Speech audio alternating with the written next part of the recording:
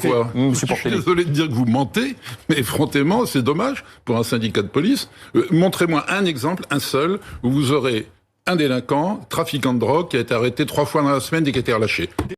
La phrase qui a été dite hier, le problème de la police, c'est la justice. Oui, bien sûr. Et on la maintient, cette phrase. Pourquoi on la maintient? Parce que déjà, elle sert aujourd'hui à faire débat.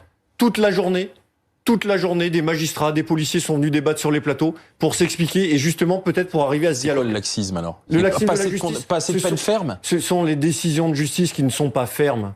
Les décisions de justice, oui, la réponse pénale est forte. Vous voulez les peines minimales, c'est ça notamment? Attendez, monsieur parle de statistiques. Bien évidemment, en termes de statistiques, la réponse pénale est exemplaire dans ce pays. On approche les 100% de réponse pénale. Mais de quelle réponse pénale on parle? De celles qui permettent aux gens de continuer 3 fois par semaine à être interpellés par des policiers pour des trafics de drogue. Voilà. Et la réponse pénale, c'est quoi? C'est des dates de convocation à 6 mois, 8 mois, 9 mois, 10 mois, 1 an. Et au final, les gens sont toujours dans la rue et sont toujours à exercer leur méfait. Je suis désolé de dire que vous mentez, mais effrontément, c'est dommage pour un syndicat de police. Montrez-moi un exemple, un seul, où vous aurez un délinquant, trafiquant de drogue, qui a été arrêté 3 fois dans la semaine et qui a été relâché. J'ai été juge d'instruction pendant 26 ans. J'ai présidé une chambre correctionnelle pendant 10 ans. Je suis avocat depuis 2 ans. J'ai jamais vu ce que vous nous racontez. Vous avez bien de la chance de ne pas vivre dans le même monde que tout le monde. Mais écoutez, vous dites que je connais pas la police. Enfin, il y a quand même beaucoup de magistrats qui connaissent la police. Moi, j'ai peut-être connu plus la police que vous. J'ai travaillé pendant 26 ans. Vous êtes donneur de leçons, quoi. Mais non, mais si, quand vous êtes juge d'instruction, vous travaillez, vous menez des enquêtes en étroite collaboration. Donc c'est une vue de l'esprit que la police, que les gens qui ont 40 antécédents sont toujours dehors et il ne se passe rien au bout de 40 antécédents. C'est une vue de l'esprit. C'est vrai que tout le monde a inventé. C'est une vue de l'esprit, c'est des choses que vous inventez, c'est des fake news que vous distribuez. Vous accusez aujourd'hui, enfin vous dites aujourd'hui au syndicat policier, ils mentent, ils racontent n'importe quoi. Évidemment. Mais il suffit de lire ce qu'ils racontent. Impressionnant. Quand vous dites qu'il y a une impunité systématique, ce que vous dites, mais c'est hallucinant. Allez en prison, regardez combien vous avez de gens qui sont en prison pour des trafics de stupéfiants, regardez quelles sont les condamnations pour trafic, c'est par les cours d'assises. Vous parlez du haut du spectre. Parlez des choses du quotidien. Ce que vous appelez, c'est la petite délinquance. La petite délinquance, c'est celle-là qui pose problème.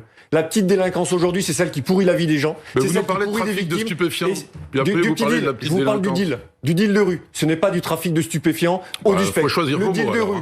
Non, mais vous faites le professeur. Mais je vous parle de deal de rue depuis tout à l'heure. Vous aussi, je vous parle de deal de rue depuis tout à l'heure, monsieur. Et au final, ça serait bien de reconnaître que la justice a des défaillances, Mais ça serait bien de reconnaître aussi que la police en a de temps en temps. Mais l'autocritique chez la police. On le reconnaît, mais vous jamais. Quand même, simplement, la loi. La loi qui dit que la prison est une mesure exceptionnelle et que c'est une mesure de dernier recours. Ça, c'est clair, vous l'appliquez tout le temps. Mais écoutez, je suis désolé que la loi vous fasse tant de peine, mais c'est juste ce qui est prévu par la loi. Moi, je suis respectueux de la loi, donc effectivement, je pense que, contrairement à vous, que la prison que vous ne connaissez pas est une mesure qui, souvent, ne sert à rien et qu'il vaut mieux de temps en temps l'éviter. Aménager la peine, c'est ça. Aménager la peine ou éviter même une peine de prison. Aménager la peine, monsieur Portelli. Au final, les gens sont dehors et rigolent de la justice. Non, mais aménager la peine. Les délinquants se moquent de vous. On en est au point de ridicule que les policiers, suivis par maintenant le gouvernement, disent qu'il faut supprimer les rappels à la loi. Voilà. Mais comment est-ce qu'on peut dire des âneries de ce type-là? Je rappelle que chaque année... C'est pas l'avis d'autres magistrats. Finissez, monsieur Portelli. Oui, on dit que du coup, comme il y a des rappels à la loi, eh bien les délinquants sont dehors. Mais il faut regarder ce que c'est que les rappels à la loi. Il y en a 260 000 par an.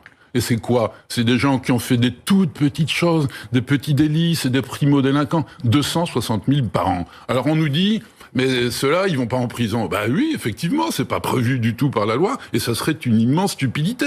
Donc on va nous dire maintenant, on va remplacer 260 000 mesures de rappel à la loi par un travail d'intérêt général. Mais bon sang, le travail d'intérêt général, il y en a à peu près, 30 000 par an, et du coup, on va passer de 30 000 à quoi? 260 000. Mais c'est aberrant. Enfin, il faut réfléchir de temps en temps. Merci, messieurs, d'avoir dialogué avec nous ce soir.